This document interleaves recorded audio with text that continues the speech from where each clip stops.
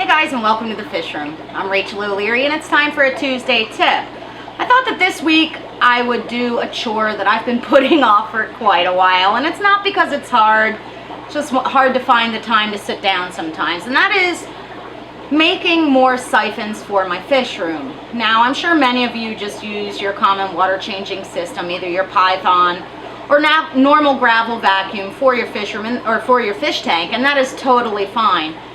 But one of the issues that I face as someone who deals with a lot of imported or farmed fish is that I have to be extra careful with quarantine. And so I like to make sure I have separate equipment for every aquarium. Now, as you might imagine, I tend to get a little distracted when I'm working in the fish room, and quite often I'll end up flooding tanks from being stuck at staring at other shiny fish in different aquariums. So what I like to do is make these siphons, which have a ball valve that I can turn off, and they also stop draining at a certain point. So this way, when I'm draining, I drain 4 to 5 aquariums at a time. This way I can make sure I don't drain them more than I want to, and if I'm refilling at the same time, and say the tank is refilling faster than the siphon is withdrawing water, I can close the ball valve in order to let things catch up. I do this a lot on my hill string tank. That tank will drain way faster than I can get it to fill because of the diameter of the hose that I use. So I just turn off the ball valve, let it fill, open the ball valve, and let it drain. So basically what I've done is I gathered together a bunch of supplies. Making each one of these is less than $2 or around $2. So it's really inexpensive, and as I mentioned, with quarantine, I like keeping my equipment separate. So I make a bunch of these, and these will go for the aquariums that are in their first week of quarantine. And I just leave them hanging on the tank, and then I can connect or disconnect hose from these, and there's no cross-contamination within aquariums. This one is made for a 75-gallon or a 55-gallon aquarium. I'll show you how they fit, and now I'm going to make one for a smaller tank. Now, in my fish room, I have mainly 20 longs. Well, I have all tank sizes, but on my racks I have 75 gallons on the bottom, 55 gallons in the middle, and 20 longs on top. So what I've gotten together is some 1/2-inch PVC pipe. I have a little PVC cutter, and I'm just going to cut some lengths of PVC, and all I did to make these is it's 2 90-degree elbow slip fit, 1 coupling slip fit, and then a ball valve, and then a 1/2-inch threaded to slip fit coupling, and then a threaded male hose barb adapter. I'll show you all these pieces. Each of them is, like 20 cents, 30 cents, depending on where you go. The most expensive part is the bulkhead strainer, which is this guy. I think I paid less than $2 each for those. I got them from Bulk Reef Supply. They do sell them there. And, again, for most of your applications, this probably won't be necessary, but I really like it for maintaining a bunch of tanks in quarantine at once. All I'm doing right now is twisting this little PVC cutter around the PVC to make some short pieces for me to use for my custom siphon.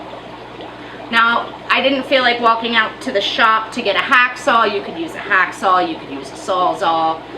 However you like to cut PVC, have at it. For me, this little twisty tool that I just tighten and continue to spin takes a few seconds and super easy, no way to cut myself,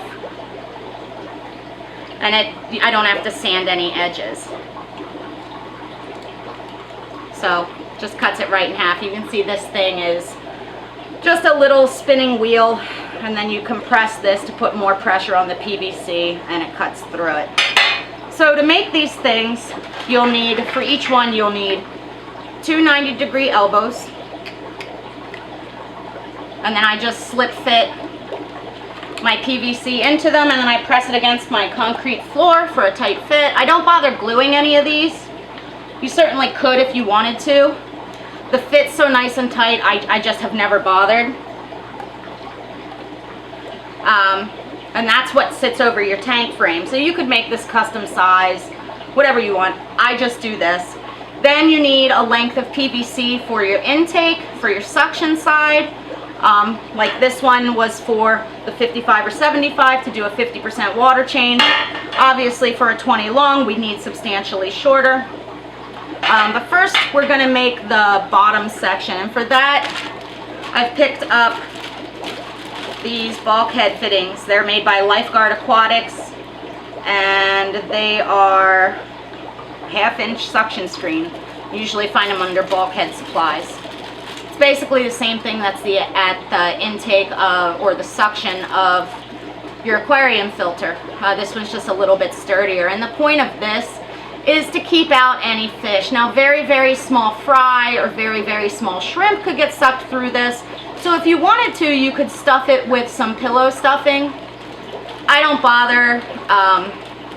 Most of the times when you're siphoning healthy fish, they just swim away, so it's not necessary. And then we need the nylon hose barb. This is a male hose barb adapter, 1/2 inch in ID. That's the interior diameter. That we screw into one of these threaded guys, like so. Not like that. And this we just screw onto this part. And then we take one of these couplings, which is smooth on both sides, push in our strainer. This is again our suction. Attach it to a length of PVC. Press fit. Now then it's up to you if you want to use a ball valve like this one or not. For this one I'm not going to, because with the smaller aquariums I don't generally drain and fill at the same time. So I'll take the U piece I made, press that on there, take another little piece of PVC, press that in there, and then attach my hose fitting like this. So this is a little one, and I'll show you these in application in a moment.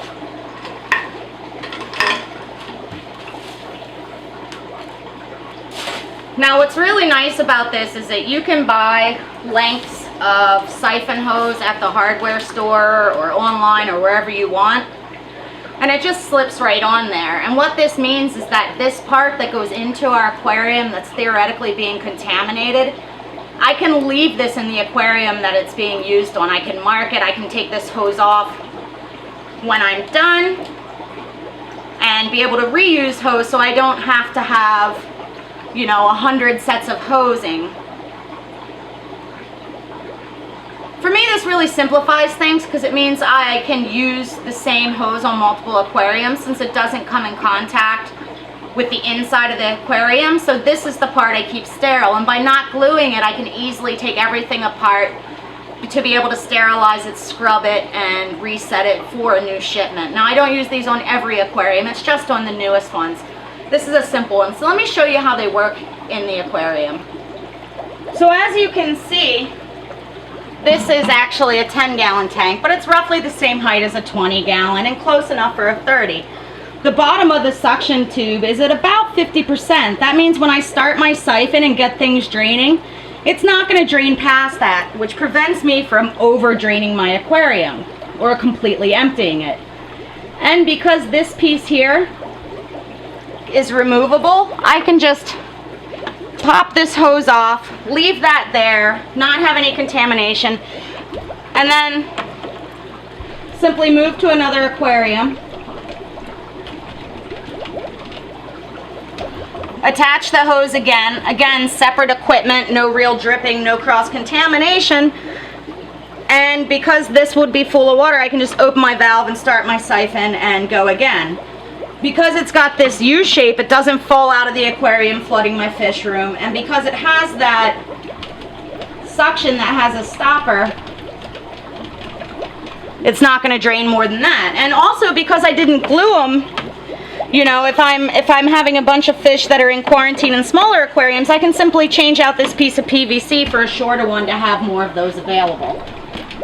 These are really, really simple. Again, maybe $2 or $3 to make. And for someone like me that has a lot of aquariums, Or maybe for someone like you who just wants to have a specific set of equipment for your quarantines, they're a real time saver, easy to clean, easy to break down, and all in all, inexpensive to make. Thanks for watching. I know that this probably won't apply to everyone. However, I will say that it's a great way to help prevent sort of cross-contamination if you have multiple aquariums. It's very easy to clean. You can take it apart and store it in a small container, store it in your aquarium tank stand or in a closet until you need to set up your quarantine again. For me, it's just an added layer of defense. I hate when there is just a jumble of siphons all over my fish room floor. I do my best to label them all, but things can get crazy down here. So this is a real time saver for me. I have maybe 15 of these that I use at any given time, depending on how many new imports I have. Anyway, I hope you guys got something out of this. Thanks for the continued support, especially the donations. They've really gone a long way in helping me. I wanted to let you guys know I'm going to be in Saskatoon, Canada this upcoming weekend to speak at an event there. I'll put the link below. Also, make sure you stop by my Instagram, my Facebook, and my website.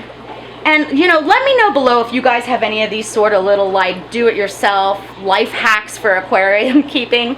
I'm always looking to learn.